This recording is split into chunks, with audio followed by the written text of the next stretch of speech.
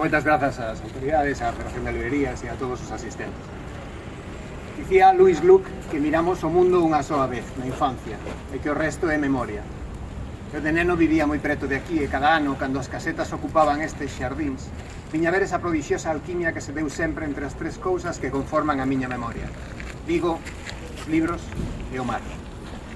Vigo é unha cidade mariñeira e literaria, poeta e pirata, que fala desde Martín Codax até a actualidade con voz de mar maior.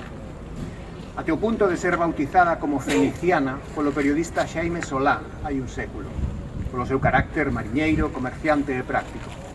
Vivimos nunha cidade contraditoria, arraiana e supervivente.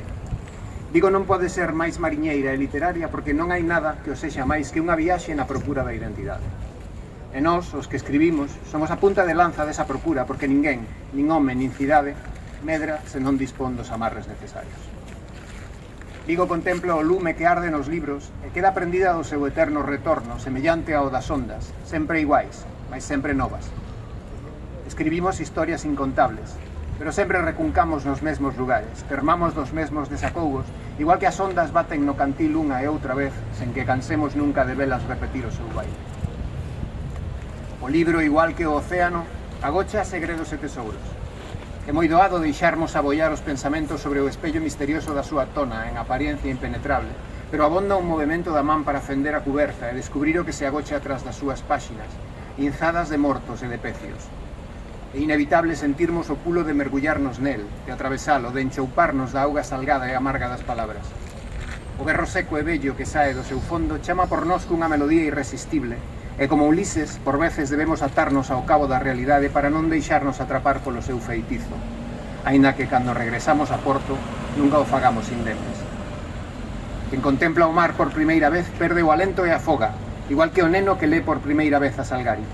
Sente o abrallo, o desexo, a tenrura salvaxe das ondas como palabras na beira da alma.